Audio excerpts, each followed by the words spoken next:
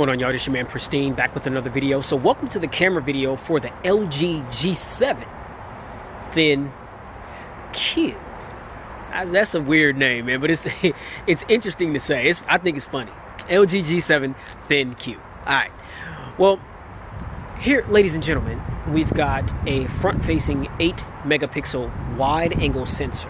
Now, I think when I did the unboxing, I think I gave you guys some misleading information. I believe I said something to the effect that with the front-facing camera, you are able to adjust from regular view, which is what I'm in right now, and also be able to switch to a wide-angle view. Well, that is not true. That is only true for the rear camera setup, which is on the back of the device. Okay, so I just wanted to clear that up so I wasn't giving you guys any misleading information. All right, but again, we've got an 8-megapixel front-facing shooter here on the front, and it's a really good 8-megapixel shooter. Now, as far as wide angle, I believe that when you turn the camera to the side, then it'll give you a wider angle view to capture more in the shot. But if I turn it right now, then it's just going to throw off the video, so I'm not going to do that, considering that I'm recording. We do have optical image stabilization on board. We do have portrait mode, and we can record up to 1080p with the front camera. Okay, now this phone does have 4K recording, but that's with the rear camera, up to, I believe, 60 frames per second. Could be a little more than that. I have to double check. But I know that we do have 4K recording present on this particular camera lens. So just move it around. I'm in my backyard. Pardon, it's really nice out here. I mean, so there may be a glare from the sun, pardon that. But aside from that, I mean, colors. Colors look absolutely phenomenal. And shots are nice and detailed. Pictures and images don't appear to be overexposed. And all in all, this is a good camera, in my personal opinion. I'd like to know what you guys think of the front-facing shooter, 8-megapixel, on the LG G7 Thin Q. Holla at your boy. Yeah. Okay, y'all, so I flipped the camera around. So this is the rear camera system on the LG G7 Thin Q. Now, again, we have a dual camera setup. We've got a primary 16-megapixel camera with an f1.6 aperture, and then the secondary lens is also a 16-megapixel shooter with an f1.9 aperture. Now, the secondary camera also comes with a 107-degree wide-angle view. It's a wide-angle lens. Now, they scaled it back a little bit because I know that on previous LG models, the wide-angle camera was 120 degrees, but now it's 107 degrees.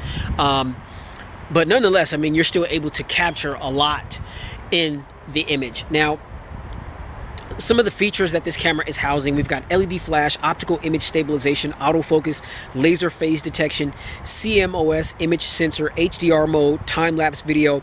We also have digital image stabilization as well. Now, we do have Google Lens. This is an AI camera, which is no surprise. I mean, that just seems to be standard for a lot of the phones that are coming out nowadays in 2018. The different modes that we've got auto mode, manual photo, manual video. We've got Cine Video, which made its introduction on the LG V30. And that just gives you some really cool abilities to do some cool things with different effects and things while you're recording videos and stuff. So that is present here on the LG G7.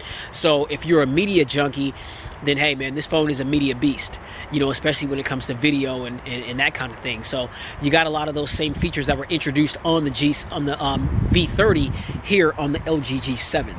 Okay, now we've got food mode, slow mo, panorama,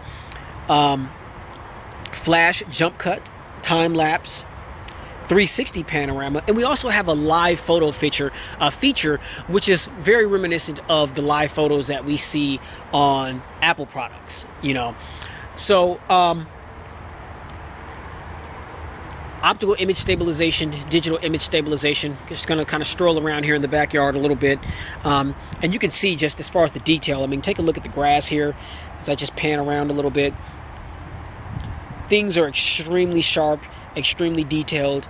You know, color reproduction is always on point. The photos do not seem to be overexposed at all. Just very detailed and sharp and crisp, very vibrant colors. I mean, this camera is definitely one of the best out there, man. And I just hope that the LG G7 doesn't get overlooked like a lot of the past LG devices have for whatever reason, because I think they make some really, really good devices that are easily comparable to some of the top flagship devices out there that seem to get a lot of the praise and recognition. I think that LG is right up there in that conversation, especially with this LG G7 Thin Q. All right, so I'm curious to know your thoughts on the camera system here on the LG G7 Thin Q. Be sure to drop your comments down below, and I'll get back with you guys as quickly as I possibly can. And definitely keep it locked here at Pristine Mobile Tech for the full pristine review for the LG G7 Thin Q. Peace.